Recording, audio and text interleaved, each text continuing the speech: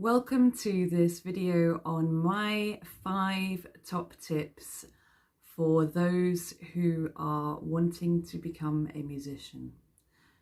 My first tip is that if you want to be a musician, you need to know it in your heart. And what I mean by that is you should desire it more than anything. How do you know that? For me, I knew when I had a job after I'd finished studying something completely unrelated and I got my first full-time job. I found myself suddenly feeling almost robbed of the time that I wanted to spend playing music. And I would spend all of my free time playing in amateur music projects and just doing whatever I could to be involved in music, listening to music, going to gigs. It was a burning passion. And the thought of it not being my career just didn't seem like an option really at that point.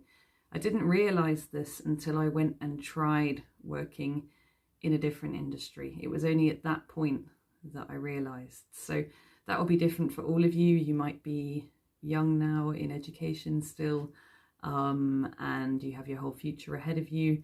You might be in your mid-40s or 50s and watching this and you've just had this realization. But the point is, it has to be a realization and you have to know it in your heart. You'll feel it and you will know. It will seem like a big risk and everyone will tell you you're crazy. But if you still want to do it, then do it. You won't regret it, okay? Number 2, practice and make time to practice. So if your job doesn't allow you the time to practice, then maybe you need to get a different job. What I did was I started freelancing in project-based work.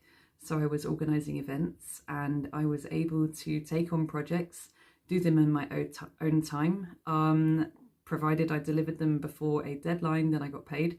So if I had a rehearsal at 2 o'clock in the afternoon, I'd work until 2 o'clock and then make my rehearsal and come back and finish the work or whatever I needed to do.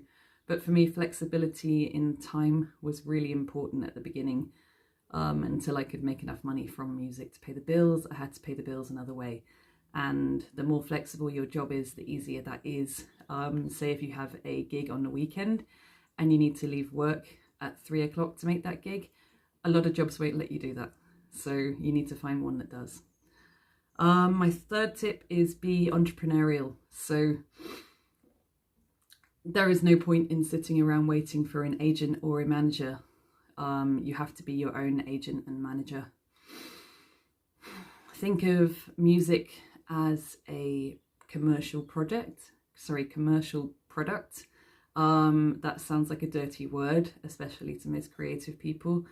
But if you see making money as an inherently bad thing to do, then you probably won't make any money. So there comes with music an element of marketing and business and accounting, sales, everything that comes with a normal job if you want to make money from it, because you are at the end of the day always going to be in the process of selling yourself.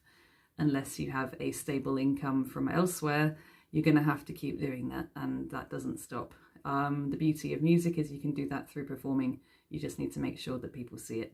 Okay, so whether you want to make an album and take that route, that's not a route that I personally have done. I have largely played weddings and been a teacher. Now, both of those are businesses and they require marketing, sales, accounting, everything. So you need to be prepared to do that.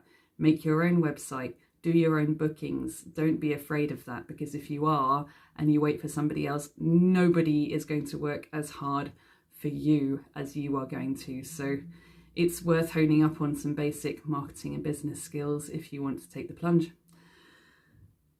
Number 4, value yourself, value your time. One of the biggest mistakes that I made when I first started charging for gigs and charging for lessons was I set my rates quite low because I didn't believe that I should be making money from doing something that I loved and that I'm good at.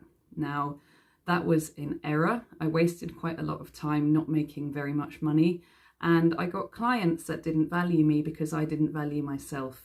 As soon as I started valuing myself, i.e. putting my prices up to what felt like was enough for the amount of energy I was putting in, then I started to get bookings from people who were willing to pay that. And lo and behold, they actually treated me much better than the ones that were getting the cheaper rates from years ago. So don't do that. Don't waste your time. It might seem absolutely extortionate to charge, say, £1,000 for a performance, but believe me, you'll put the work in. If you're going to prepare the songs, you've got to spend a day there. You might have to travel to the other side of the country.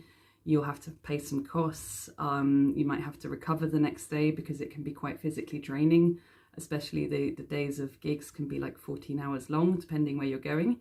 Sometimes you'll get back at 5 in the morning.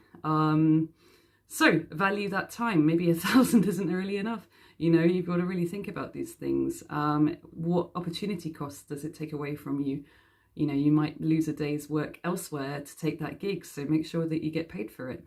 And if you just want to do it for passion and you're not bothered about the money, then it shouldn't really be a career choice as such. You need to make that distinction. But always value yourself and trust that if you value yourself, people who value you will want to book you. And finally, the fifth point is be professional. I once worked with a music producer who has worked with the likes of Shania Twain.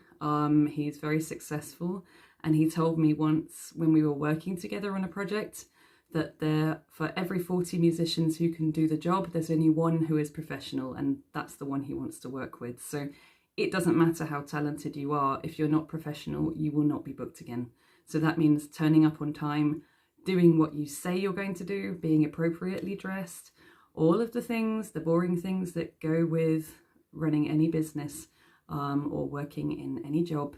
You need to take that seriously and be your own boss. Excuse me. So that was the piece of paper that I had my 5 points written on. So